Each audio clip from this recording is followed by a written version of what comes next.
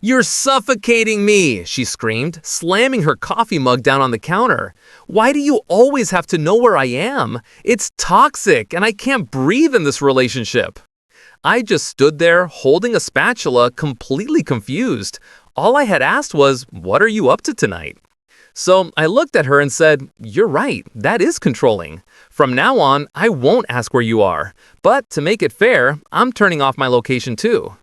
She panicked when she realized that meant I could disappear too. And when I went to Vegas for a weekend without saying a word, she didn't just panic, she burned her entire life to the ground.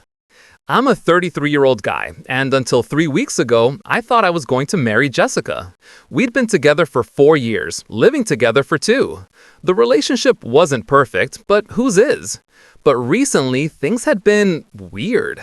She was protective of her phone. She was vague about her evenings. She had a lot of work emergencies that required her to sprint out the door at 8 p.m.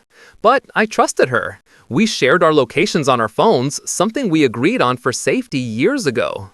Then came the breakfast incident. I was making eggs. She was scrolling on her phone. I asked the question that ended our relationship. "What are you up to tonight?" She exploded. I'm talking full meltdown. She started reciting lines that sounded like they were ripped straight from a TikTok psychologist. "You tracking my every move is abusive behavior," she said. "My therapist says I need space to be my own person." I looked at her, really looked at her. I saw the defensiveness. I saw the way she tilted her phone screen away from me. And something clicked. "You know what?" I said, keeping my voice dead calm. "You are absolutely right." She blinked, caught off guard. I am? "Yes, I've been controlling. I'm sorry.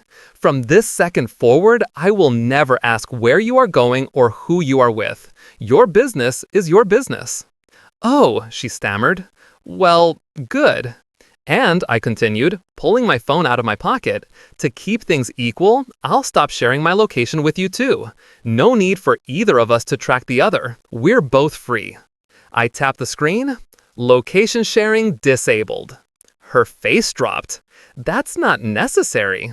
"It's only fair," I said, smiling. "You need space. I'm giving you space." I walked out of the kitchen, leaving her staring at her phone. The next 2 weeks were a masterclass in psychological warfare. She would randomly ask, "What are you doing tonight?" And I would just say, "Plans," and walk out the door. She would probe for details, and I would just smile and change the subject. "Where were you last night?" she asked one morning. "Out." "Out where?" "Why do you need to know? That's controlling, remember?" She would get frustrated, her face turning red, but she couldn't argue without admitting she was a hypocrite. She was trapped in her own logic. Then came last weekend, the point of no return. Friday morning, Jessica announced she had a girls' weekend planned. She was leaving that evening and would be back Sunday night. "Have fun," I said, not looking up from my laptop. "You're not going to ask where?" she asked, almost baiting me. "Nope, your business is your business." She left around 5 p.m. I waited exactly 1 hour. Then I grabbed the bag I had already packed and headed to the airport. See, my buddy Tom was having his bachelor party in Las Vegas. I had originally declined the invite because Jessica always freaked out about Vegas trips. She thought they were disrespectful. But since we were giving each other space now, I figured the invite was back on. I had an epic weekend. High-stakes poker, incredible shows, steak dinners, and 0 social media posts. I lived in the moment. Sunday afternoon, I'm sitting at the gate waiting for my flight home, and I finally turned my data back on. My phone practically vibrated out of my hand. 63 missed calls. Over 100 text messages. All from Jessica. "Where are you? I'm at the apartment and you aren't here. Your location is off. I'm calling the police." I texted back, "I'm fine, out with friends, be home later." My phone rang immediately. I answered. "Where the hell are you?" she screamed. "Why do you need to know?" I asked calmly. "That's controlling." "This is different. You've been gone all weekend." "So have you," I countered. "I told you I was having a boys' weekend. You had a girls' weekend. Where are you?" Does it matter? I'll be home tonight. If you don't tell me where you are right now, we are done. Okay, I said. I'm in Vegas. Silence. Dead silence. Then, okay, that's it. If you need to go to Vegas to feel like a man, we aren't compatible. She hung up. I got home around 10 p.m. She was on the couch, eyes puffy, phone in hand. Vegas, she spat. Tom's girlfriend posted a story. You were in Vegas? Yup. You went to a city of sin without telling me. I was at a spa retreat with my sister. Cool, I said. I played poker and ate sushi. Did you cheat at your spa retreat? What? No. Then why assume I did? Do you trust me conditionally based on geography? She couldn't answer, and that told me everything. Monday morning, the strategy changed. She went full Stepford wife. She made my favorite breakfast. She was super affectionate. So, we're good now, right? She smiled, pouring coffee.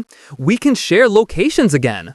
Why? I asked. You said it was toxic. I don't want to suffocate you. I was being dramatic. My therapist didn't actually say that. Oh, I leaned in. So there is no therapist? Or maybe you just lie to manipulate me.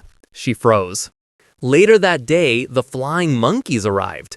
Her best friend Megan called me, screaming that I was emotionally abusive for going to Vegas. Her mom called me, saying that women need to know where their partners are for safety, but men don't need the same consideration. It was a circus of double standards. But the real truth came out on Wednesday. Jessica came home late, around 11 p.m. She walked in and the smell hit me instantly. It wasn't her perfume, it was cologne. Cheap, musky men's cologne. Fun night? I asked. Yeah, just drinks with coworkers, she said, bracing for an interrogation. Cool, I said, and went back to watching TV. It was killing her that I didn't ask. Don't you want to know who was there? Nope. It was a group thing. Brett from accounting was there too. Ah, Brett, the work husband, the guy she told me not to worry about, the guy whose cologne I was currently inhaling from across the room. Sounds fun, I said. Thursday was when the dam broke. I came home to find Jessica sitting on the couch holding my phone. She had guessed my passcode. What are you doing? I asked, snatching it back. Just looking. God, why are you so paranoid? You just broke into my phone. I'm not the paranoid one. Couples share phones, she said, unless you have something to hide. I haven't hidden a thing, but let's look at yours. I pulled up her Instagram on my own phone. Your friend tagged you in a story from 2 weeks ago. I showed her the screen. It was the weekend she claimed she was too tired to go out. In the photo, she was at a club, grinding on a guy. And wouldn't you know it, it was Brett. Explain this, I said. Her face went beet red. You're stalking my social media now? That was just, we were dancing as friends. In a relationship, I said, my voice rising, you tell your partner when you go clubbing with other men. But no, I'm controlling, right? You can't handle me playing poker in Vegas with the boys, but you're grinding on Brett in a nightclub? That's different, she shouted. There's that word again, different. She grabbed her keys. You know what? You don't fight for me. Brett would be jealous. Brett appreciates me. Then go date Brett. She stared at me, tears streaming down her face.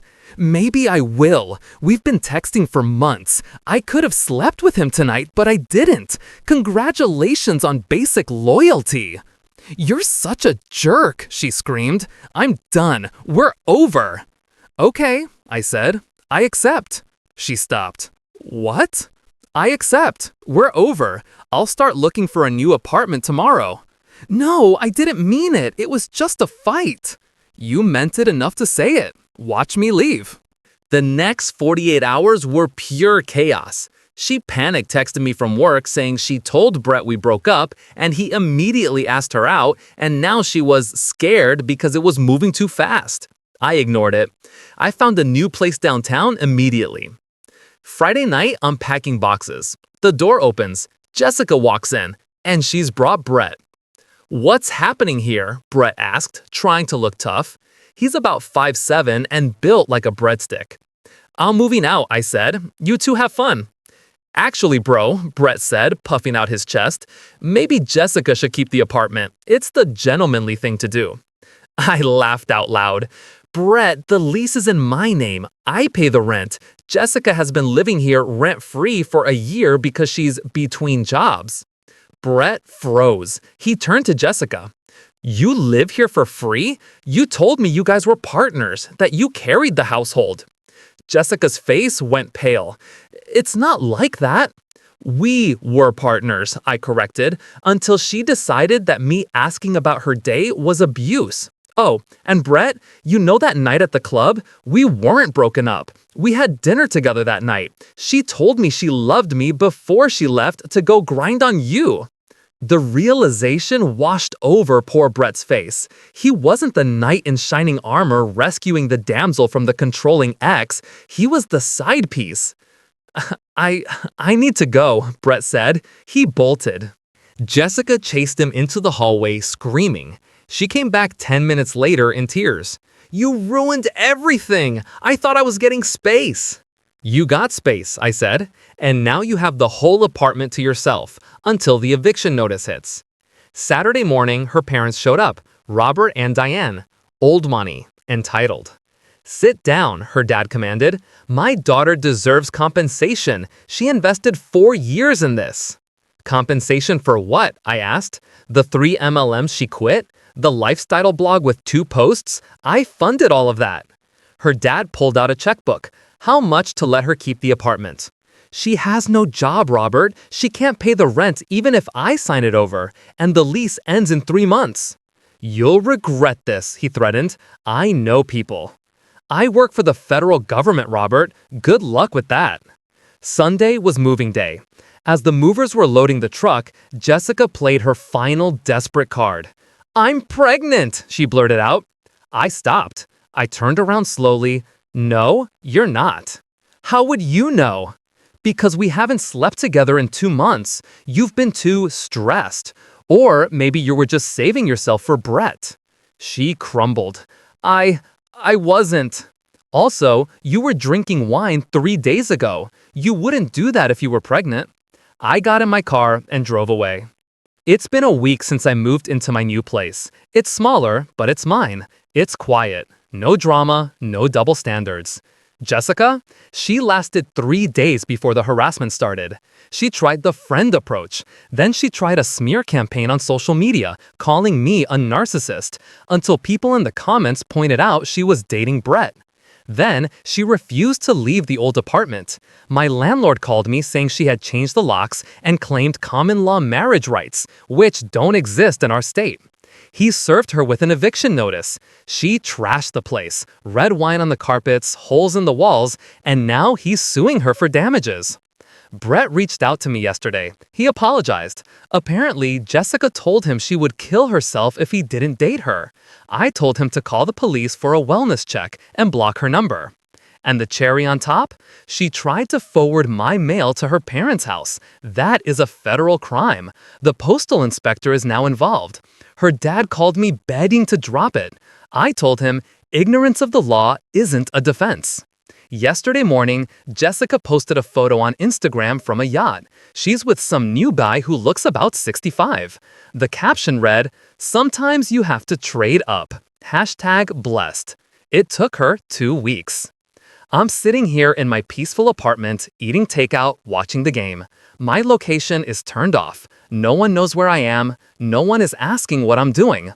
Jessica wanted me to stop being controlling by caring about where she was, so I stopped caring altogether.